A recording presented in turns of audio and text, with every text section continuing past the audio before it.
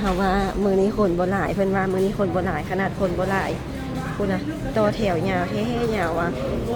ตอนที่เข้าไปสัมภาษณ์เนาะพี่น้องน้องอยู่เกือบบ่ผ่านเนาะพี่น้องโอ้โหตกใจย่างแฮงเลยพี่น้องตอนนั้นนะก็คือเพิ่นหนนะบ่ฮู้ว่าเฮามีฝาแฝดเนาะแล้วเพิ่นหนนะก็บ่ฮู้ว่าเฮาไปเฮ็ดพร้อมกันอีกจังซี่นะทุกคนสบายดีสวัสดีพ่อแม่พี่น้อง FC ทางฝั่งลาวฝั่งไทยหรือต่างประเทศเด้อ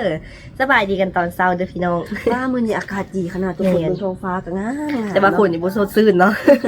มื้อนี้เฮา2คนก็คือตื่นเช้าแฮงนะทุกคนเนาะแต่ว่าได้ออกไปสวยอีกคือครับ เนื่องจากว่าน้องบอมน้องยูน่ะสิพากันไปเฮ็ดพาสปอร์ตเนาะพี่น้องเนาะโอ้ยดีใจเลยน้องบอมก็คือเฮามีแผนจะพากันไปเที่ยวกรุงเทพนั่นเองเนาะพี่น้องแล้วน้องบอมน้องยูก็คือวางแผนกันว่าจะไปเที่ยวกรุงเทพในเดือนนี้เราลุ้นอีกทีรอติดตามอีกทีพี่น้องว่าเฮาสิไปตามแผนบ่ทุกคนแต่ตอนนี้พาสปอร์ตเฮายังบ่มีแต่เฮาก็ต้องได้ไปเฮ็ดพาสปอร์ตก่อนนะทุกคนเนาะไปปึ้งกันว่าการเฮ็ดพาสปอร์ต2026นี้สิเปลี่ยนแปลงจาก2025จังได๋เนาะพี่น้องพี่น้องอาจจะถามหลายเนาะว่าที่ผ่านมาแล้วไปไทยล่ะก็คือเฮามีแต่ใบหนังสือใบผ่านแดนเนาะปึ้มผ่านแดนบ่เป็นผ่านแดนปึ้มผ่านแดนเฮาเฮ็ดปึ้มผ่านแดนเอานะทุกคนแล้วบ่ได้ครั้งนี้อาจจะไปไกลก่อนปกติแล้วเฮาสิไปเฮ็ดปึ๊บพาสปอร์ตไว้เลยเนาะพี่น้องเนาะแล้วไปเบิ่งกันว่าเฮาสิไปตอนเช้าเนี่ยทุกคนว่าสิหันบ่ทุกคนเห็นแต่คนอื่นไปแม่นก็คือไปเต็มมืดฟ้ามืดครึ้มเลยแม่นบ่พี่น้องไปบัตรจองบัตรคิวไว้ไปจองบัตรคิวไว้ตั้งแต่มืดเลยทุกคนแต่ว่าเฮา2คนคือว่าไปเว้นแท้จังซี่นะตะเว้นออกแล้วจึงสิไปสิหันเพิ่นอยู่บ่เฮาเบิ่งจัดการรีวิวแม่เฮาเบิ่งรีวิวมาทุกคนเพิ่นว่าสิมีวันจันทร์อังคารก็คือคนเฮ็ดหลายแฮงแต่ซึ่งมื้อนี้มันเป็นมื้อวันพฤหัสเนาะทุกคนเนาะแต่เพิ่นว่าวันพุธพฤหัสศุกร์นี้ก็คือคนจะเฮ็ดน้อยบางเทื่อนะบัตรคิวนะมันอาจจะเหลือตอนเว้นเพิ่นว่าถ้าโชคดีเนาะถ้าโชคบ่ดีก็คือมืดไว้จังซี่เนาะทุกคนเดี๋ยวเราไปลุ้นกันเราโชคชะตาอีกเทื่อนึงว่าสิเป็นจังได๋ทุกคนว่าเฮาสิได้บัตรคิวบ่แล้วเฮาสิผ่านบ่เฮ็ดพาสปอร์ตครั้งนี้เพราะว่าเบิ่งแล้วคือคนแปลกหน้าคนต่างดาวเนาะโอ้ยบ่แม่นมนุษย์ต่างดาวชีพสิกับมนุษย์ต่างดาวเป็นอายุเพราะมันแล้วเขาเจ้าสิเฮ็ดให้เขาผ่านบ่ทุกคนเดี๋ยวไปลุ้นนำกันเนาะทุกคนเนาะไปทุกคนตอนนี้ก็ตื่นเต้นแฮงทุกคนไปเดี๋ยวเราไปลุ้นนำกันเลยเนาะทุกคนตอนนี้ก็คือเฮามาฮอดแล้วเด้อบอนเฮ็ดพาสปอร์ตเนาะก็คือเฮาพากันไปก๊อปปี้แล้วหมดแล้วทุกคนก็คือพากันเดี๋ยวสิพากันเข้าไปไหนบุกก่อนทุกคนป้าข้างในคนหลายแหงอันนี้ก็คือบอนเฮ็ดพาสปอร์ตเนาะคนอยู่ในหมอกในเมืองเดี๋ยวอยู่ทางคอกทางแขกก็พากันมาเฮ็ดอยู่นี่หมดเลยทุกคนป้าตอนนี้เขามาข้างในมาโต้แถวพี่น้องเฮาว่ามื้อนี้คนบ่หลายเพิ่นว่ามื้อนี้คนบ่หลายขนาดคนบ่หลายคุณนะโต้แถวยาวเท่ๆยาวอ่ะคนบ่หลายบ่มคนบ่หลายคนน้อยเดียว น้อยกี่โมงเนี่ยเพิ่นว่าคันคนหลายนี่แต่ละมื้อคนหลายมื้อนี้คนน้อยโอ้ยพี่น้องเมื่อกี้นี้เข้าไปแล้วเนาะลืมก๊อปปี้สัมมโนครัว2ชุดพี่น้องก็เลยได้กลับคืนมาอีกให้น้องยู่เข้าไปทาเนาะน้องบอกกับสิแลนออกมาก๊อปปี้ทางหน้านี่เลยป้าลืมคิดพอคิดแต่ว่า2คนมานำกันอันเดียวก็ได้ที่จริงแล้วแม่คนหนึ่งต้องอันหนึ่งทุกคนเข้าใจผิด ตอนนี้ก็มาก๊อปสัมมโนครัวอยู่รอทาสัมมโนครัวแล้วก็จึงเข้าไปไหมให้น้องยู่เข้าไปก่อนโอ้ยคนรัดคิวหลายแล้ววันนี้นะเจ้าน้องแบบเคยเอาน้องเห็ดพร้อมกันลีนเขาตกปะเนียบใช่ไหม2คนพร้อมกันเนาะพร้อมกันลีนว่าใส่ S2 ไปพร้อมกันเลยพร้อมกันแม่เขาต้องเล่นพร้อมส่งหน่อยเนี่ยตอนนี้ได้เข้าเวลาเล่นก่อนจังได้ค่ะลูกป้าติดจนเว้นมากสมองทุกคนตอนนี้ก็คือเฮามาท่าเอาบัตรคิวบอกเพิ่นแนะนำคือเขาเขียนเขาจะเอาเองไปได้เขาเขียนผิดแล้วมันก็คือกับสากลนะเขียนได้ก่อนคันว่าสมมุติว่าเขียนซื้อไปนะสมมุติว่าซื้อเจ้าน่ะตัวไอเว็บมันบ่มีตัวไอจังซี่นะแล้วเจ้ามีตัวไอจังซี่นะอันอยู่สากลภาษาอังกฤษบ่มีจังซี่นะแล้วมันต้องได้เปลี่ยนอีกจังซี่นะเขาได้เสียเงินเขาก็เลยฟังเพิ่นเว้ามาบางทีตอนนี้ก็คือเรียนคิวกันทุกคนเพิ่งคนเข้ามาจิกอยู่แต่ว่ามือนี้นะน้อยเพิ่นว่านะขนาดว่าน้อยก็ประมาณเกือบ100แล้วนี่นะทุกคน มา7 โมงได้อย่างเกือบ100คันมาสวยเดี๋ยวยังบ่เฮอว่าเลยแหละไปแต่ตอนนี้เฮาก็สิมาท่าเอาบัตรคิวก่อนตอนนี้นะแยกกันกับน้องบอมคันกันคนละคันกัน เพิ่นว่าห้ามให้อยู่ใกล้กันเวลาแบบเพิ่นเอิ้นหั่นน่ะมันจึงสิบ่ได้ไปพร้อมกันถ้าไปพร้อมกันพี่น้องหั่นน่ะค่ะว่าพี่น้องไปพร้อมกันมันสิยากอีหยังสักอย่างแบบเขาก็บ่เข้าใจเนาะแต่ว่าเราต้องได้คันกันไว้ก่อน เพิ่นก็สิมีคนเข้ามาเฮ็ดพาสปอร์ตไปเรื่อยๆเลยทุกคนนี่ย่างมาได้ทุกวินาทีเลยนะคนเรียนคิวเข้ากันคนเรียนคิวมาเฮ็ดพาสปอร์ตน่ะหลายแต่ละมือนะเยอะอยู่เด้อ คันมาเย็นใหม่มันจะราคาที่นี้ ใกล้สิฮอดคิวเฮาแล้วพี่น้องเฮาก็ท้ามาสักพักหนึงมาเบิ่งกันว่าเฮาสิเฮ็ดพาสปอร์ตแล้วจักโมงตอนนี้ก็คือ8:16แล้วเฮามาแต่ตอน7 โมงเนาะมาเรียนคิวนะทุกคนแต่เดี๋ยวนี้ก็มัวสิท้ายได้อีกต่อไปพุ่นทุกคนนี่ใกล้สิฮอดคิวเฮาเอาบัตรคิวแล้วพี่น้องตอนนี้เฮาก็ไปเอาบัตรคิวมาแล้วก็คือน้องยูได้คิวที่0119น้องบอม01122แต่ว่าคิว19เดี๋ยว2แม่สำบอกเมื่อกี้นี้บ่ได้ยินว่า50ไปเข้าไปห้องสัมภาษณ์ตอนนี้นะเดี๋ยวออกมาก็ทุกคนมาเบิ่งกันว่าสิผ่านบ่ ตอนนี้ก็คือเข้ามาห้องสัมภาษณ์แล้วพี่น้องเว้าแฮงบ่ได้คนหลายนะห้ามใช้โทรศัพท์มือถือบ่ได้เขาบ่ได้ถ่ายเอานะบ่ได้เด้ เอาแต่ส่องก่อนเอาเต็มจอแล้วตอนนี้นะ เต็มอีหลีแล้วเพิ่นมันจะบอกว่าหยุดบันทึกอะแล้วหาว่าอยากจ่ายเพิ่มอีหาว่าอยากได้ไหวนะต้องจ่ายเพิ่มค่าเฮ็ดพาสปอร์ตอันนี้นะ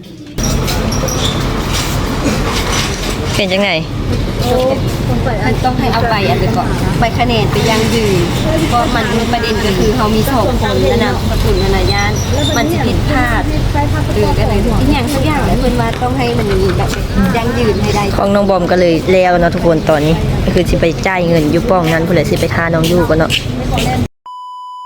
ทุกคนตอนนี้น้องเฟสก็มาฮอดห้องอะเด้อเนาะเขาเฮ็ดพาสปอร์ตกันแล้วไปที่เหียบห้อยแล้ว แม่น ตอนที่เข้าไปสัมภาษณ์เนาะพี่น้องน้องยู่เกือบบ่ผ่านเนาะพี่น้องโอ้โหตกใจอย่างแฮงเลยพี่น้องตอนนั้นนะก็คือเพิ่นหันน่ะบ่ฮู้ว่าเฮามีฝาแฝดเนาะแล้วเพิ่นหันน่ะก็บ่ฮู้ว่าเฮาไปเฮ็ดพร้อมกันอีกจังซี่นะทุกคนแล้วเพิ่นมาเปิดสมุนครัวแล้วเพิ่นถามเพิ่นตกใจว่าเอ้าเจ้าคือหน้าตา2 คนนี่คือการแท้มันสิมีสมุนครัวมันสิมีเรียนรูปนำกันเนาะน้องบอมกับน้องยูเรียนกันเด้เพิ่นว่าคือมันหน้าตาคือกันแท้ฝาแฝดอีว่าว่าซั่นน้องยูว่าแม่นแล้วอ้าวคันฝาแฝดจังซี่เจ้าต้องมีใบยั่งยืนมายั่งยืนได้ล่ะผู้นึงจึงผ่านแล้วผู้นึงจึงได้ประมาณเนี้ยนะแล้ววันนี้เฮาก็บ่ฮู้แล้วเพราะว่าบ่มีคนบอกเขาเด้เนาะเพิ่นก็แบบบ่ได้มีการแบบออนไลน์นะเพิ่นสิบอกว่าฝาแฝดแล้วต้องเอาจังซี่ไปเด้อจังซี่ไปนำเด้อจังซี่นะ แล้วเพิ่นก็มีแต่บอกประกอบเอกสารแบบเฮาก็ประกอบแบบนั้นไปเนาะแล้วก็รู้สึกว่ามันครบแล้วพอไปแล้วก็มันยังขาดอีกอันนึงทุกคน แล้ววันนี้เพิ่นแล้วว่าจังซั่นล่ะให้เจ้าเอาสมนุขวดตัวนี้ไปให้เอื้อยเจ้าอีกเด้อไปบอกเพิ่นแด้ว่าซั่นไปป้องน้องบอมบัดนี้นะผู้สัมภาษณ์น้องบอมก็ตกใจมาเห็นน้องยูเด้เพราะว่าตอนนั้นเพิ่นยังบ่เห็นเพิ่นบ่ทันเห็นสมนุขวดเฮาเพิ่นก็ตกใจน้องยูหน้าตาคือกันแท้ว่าซั่นเจ้าเป็นฝาแฝดอีว่าผู้ป้องน้องบอมมานะโอ้เรื่องราวก็คือแบบตลกแฮงพี่น้องมื้อนั้นนะ น้องอยู่เป็นคนแปลกหน้าไปซะเลย คนสัมภาษณ์ก็ตกใจเฮาก็ตกใจว่าบ่ผ่านอีหยังได้เอาไปเอามาก็ผ่านไปที่เหียบห้อยเนาะทุกคนเนาะ ก่อนสิผ่านเพิ่นก็ให้น้องอยู่หันไปเอาใบประกาศจบสั้นมายังยืนเนาะ มีใบมายังยืนซื้อแล้ว เพิ่ ก็ น ยังยืนอีหยังสักอย่างเลยทุกคน เพิ่นคิดว่าน้องอยู่หันไปสัญญกรรมคือน้องบอมเท่านั้นนะทุกคน ได้เพิ่นว่ามีการยากคือเพิ่นอีก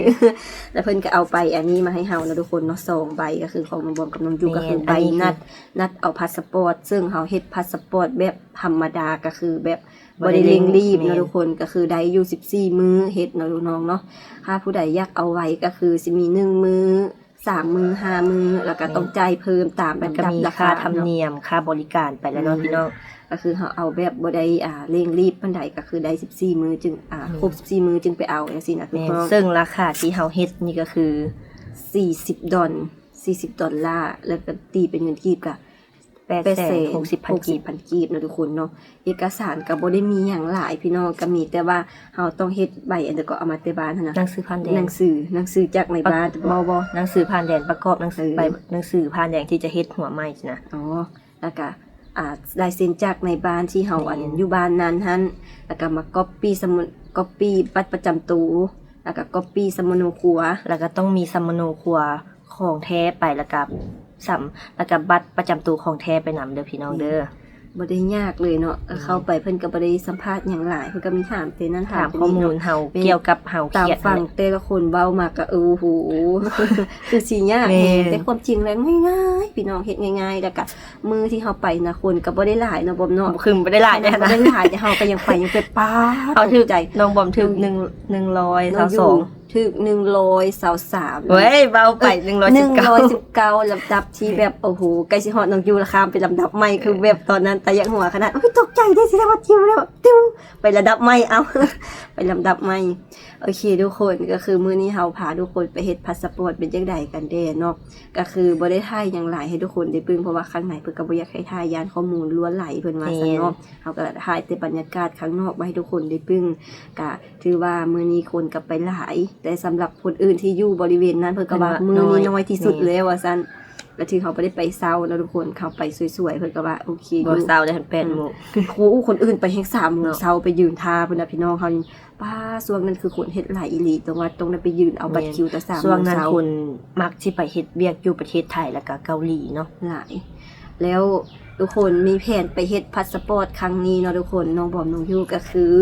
จะไปเที่ยวประเทศไทยนั่นเองเนาะพี่น้องเนาะโอ้ยก็คือแผนของเรา2คนก็คืออยากไปเที่ยวกรุงเทพนั่นเองเนาะ แต่ว่า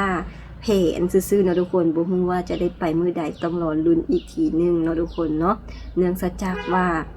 ตอนแรกน้องบอมน้องยูได้ร่วมกันว่าจะไป2 คนก็คืออยากไปท้ายๆเดือนนี่แหละเนาะพี่น้องเนาะอยากไป2 คนก็คือแล้วมีคนแนะนำมาว่า